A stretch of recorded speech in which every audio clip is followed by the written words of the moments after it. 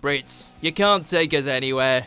I'm Ashley with WatchMojo UK, and these are the top 10 times British celebs caused chaos on US talk shows.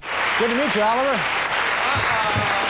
Before we begin, we publish new content every day, so be sure to subscribe to our channel and ring the bell to get notified about our latest videos.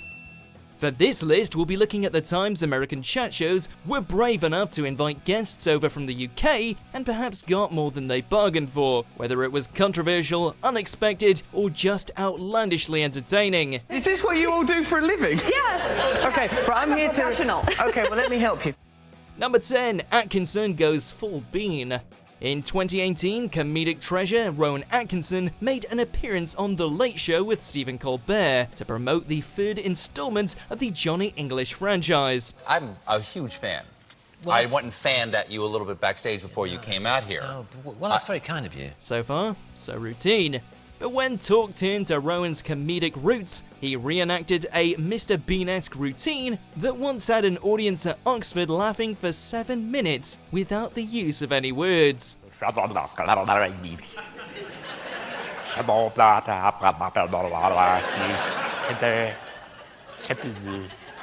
Atkinson's effortless transition from his mild-mannered self into full-on bean mode would have James McAvoy's character in Split envious. Hopefully, for the Blackadder star's next appearance, he'll spend the whole interview in the Bean persona.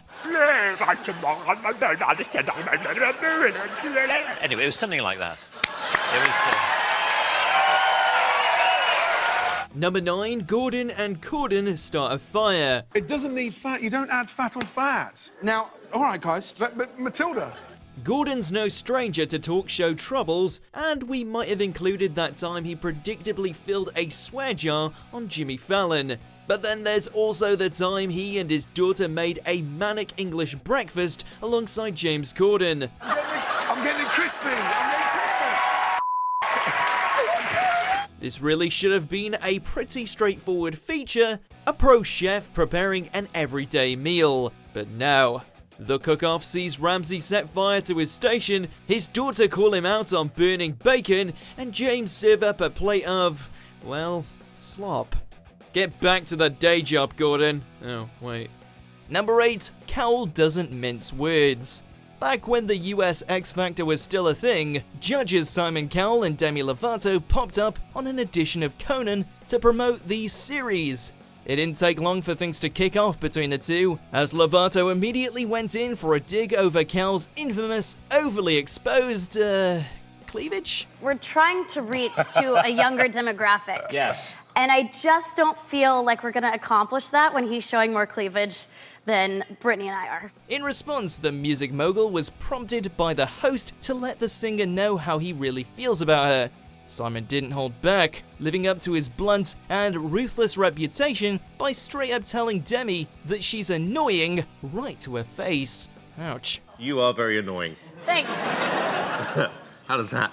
How's that? Well, you are. You could be a bit of an ass. I know. How's that? Number 7, Grant gets frank. In the mid-90s, Hugh Grant was mired in controversy due to a particular act of infidelity, shall we say, against one Elizabeth Hurley. How about the Hollywood reaction? As you know, the Hollywood community was shocked to learn that this type of thing was going on, right? But Grant didn't shy away from his actions, confronting the whole thing on The Tonight Show. Leno ripped the band-aid off instantly, asking Hugh, What the hell were you thinking? as his opening question. Grant listed off the excuses he could have said to explain the ordeal, but eventually admitted that he knows the difference between good and bad and accepted he did a bad thing.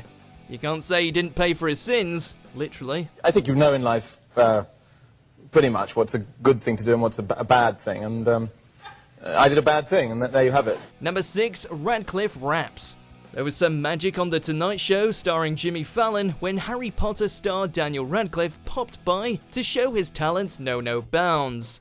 Black Alicious' alphabet aerobics. That would be one.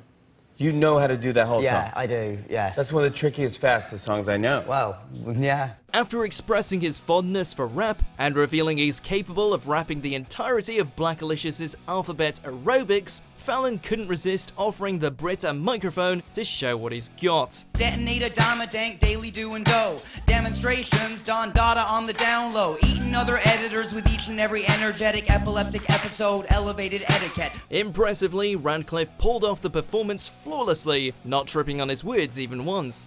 Forget talking to snakes, this was far more of a tongue twister. Now we're just left wondering why Daniel hasn't released a rap cover album. Yes, like Zonzo, cells are yawns, zigzag zombies, zooming to the zenith, zero and sense, also a zealous Ramsay loss. Number 5. Sharon Osbourne's Royal Desires. Apparently, Sharon Osbourne not only wants to be a dame, she's willing to go to any lengths or sink down to any depths that it takes to get it. You said something recently, you said that you wanted to have sex with Prince Charles. Yes. You just came out and said that. Yes. The former X Factor judge revealed as much on an episode of Conan, going as far to say that she hinted at doing a partner swap with Prince Charles and Camilla while socializing with them in person. Swap, you know. Oh, you proposed a couple swap. Yeah. Whether a husband and rock legend Ozzy agreed to this proposition or would rather bite the head off a bat is anyone's guess. Sharon, meanwhile, clearly prefers the head of a lizard. Have you ever flirted with him directly? Have you ever made... Yes, I do this on his leg while we're talking and eating dinner. All right, well, yeah. Number 4, Mirren wants a kiss. Speaking of dames, Dame Helen Mirren knows how to make an entrance, as Stephen Colbert was lucky enough to witness firsthand.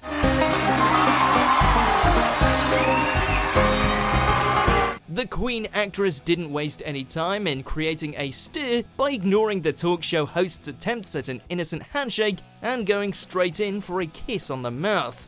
Colbert's flustered and smitten response is clear evidence that this wasn't a moment planned ahead of time. The audience loved it too, but probably not as much as Stephen did. British chat show hosts must be asking themselves what they're doing wrong. If I didn't do it then, I'd never get to do it. So, you know, I have been dreaming of doing that for about, 15 years. So I just grabbed my chance. I'm sorry. I'm so sorry. I suddenly can't remember any questions. Number 3. Gervais talks about Adolf.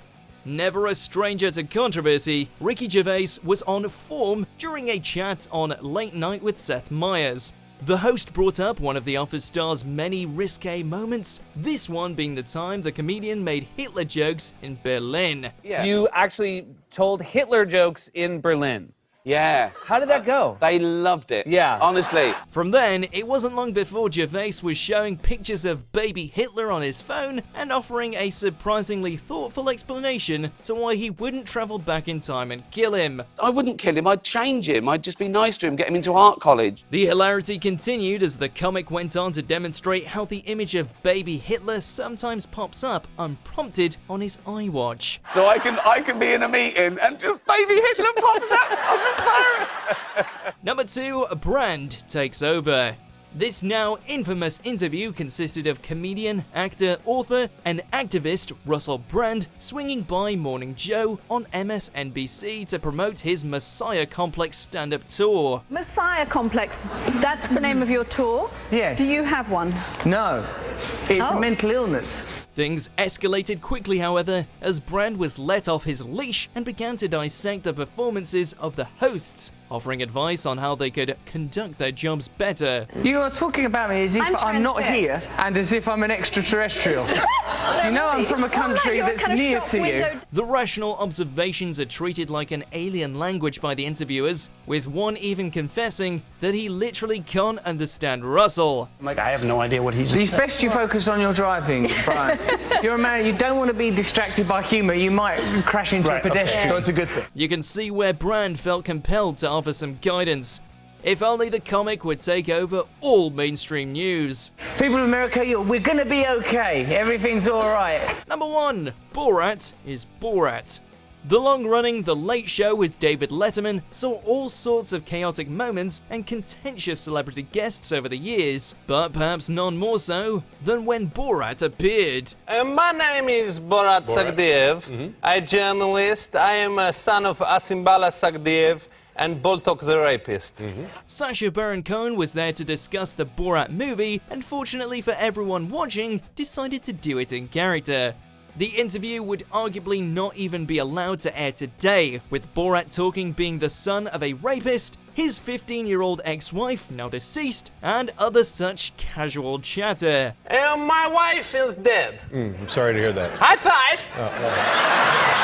Yes. The man behind the character always does well to keep a straight face, but Letterman certainly couldn't. Kazakhstan is now a very civilized country, much like USA.